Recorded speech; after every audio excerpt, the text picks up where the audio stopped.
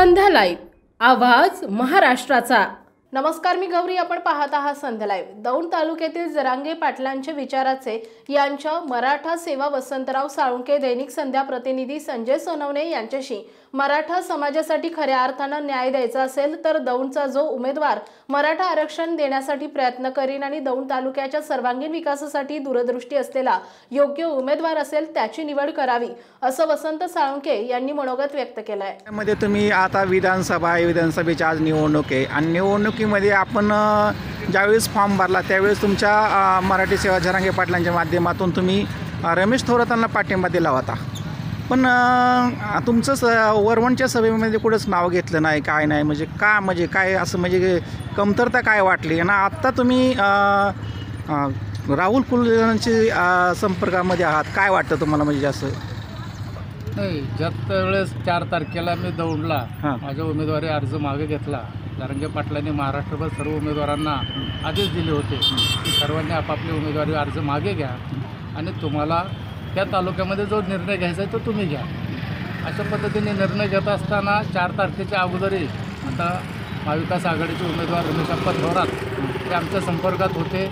त्यांनी मला फोनही केला होता की मला जरांगे पाटलांना भेटायला यायचं आहे, मी स्वतः भेटायला येणार आहे।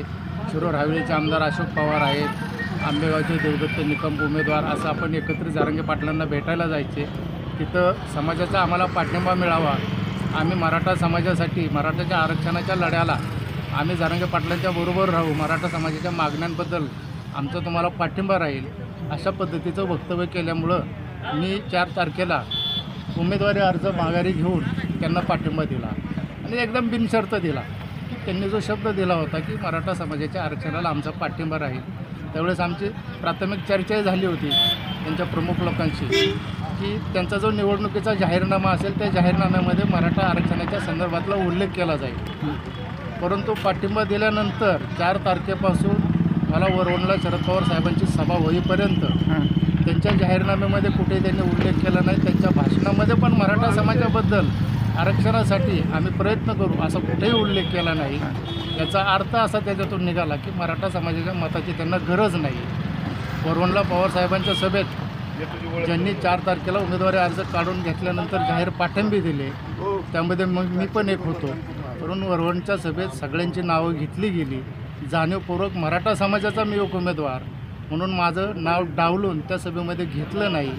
खरं तर सर्वात तुमच्याच चॅनलला मी मुलाखत दिली होती आणि माझ्यासारखं परखडपणे मत तिथं कोणी मांडलेलं नव्हतं। एवढं परखड मत मांडूनसुद्धा मराठा समाजाला डावलण्याचा त्यांनी प्रयत्न केला। त्यांच्या जाहीरनाम्यामध्ये मराठा समाजाच्या आरक्षणाचा कुठेही उल्लेख केला नाही, त्याचा अर्थ जाणीवपूर्वक ते मराठा समाजाला डावलत आहे हे आमच्या निदर्शनास आलं आणि म्हणून त्यांच्याकडून मराठा समाजाची फसवणूक झाली हे ज्यावेळेस आमच्या लक्षात आलं त्यावेळेस मी कालच पत्रकारांशी चर्चा केली आणि आम्ही पाठिंबा माघारी घेत आहोत।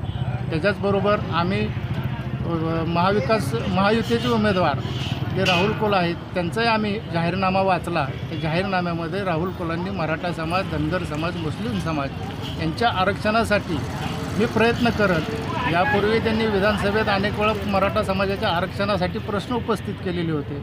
आमच्या असं लक्षात आलं की मराठा समाजाच्या सातत्याने जो आरक्षणासाठी प्रयत्न करतो अशा उमेदवाराच्या पाठीशी मराठा समाजानं राहावं।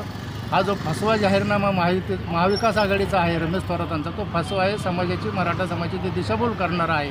म्हणून समाजानं या दोघांपैकी या तालुक्याचं व्हिजन नेमकं कोणाकडं आहे, तालुक्याची दूरदृष्टी विकासाची कोणाकडं आहे, अशा उमेदवाराचा विचार करून त्या उमेदवाराला मतदान करावं अशी मी सर्वांना विनंती केली। संध्या लाईव्हसाठी प्रतिनिधी संजय सोनवणे, दौंड। ताज्या आणि महत्त्वपूर्ण बातम्या पाहण्यासाठी आजच आमच्या संध्या लाईव्ह न्यूज चॅनलला YouTubeवर सबस्क्राईब करा आणि बेल आयकॉन प्रेस करा।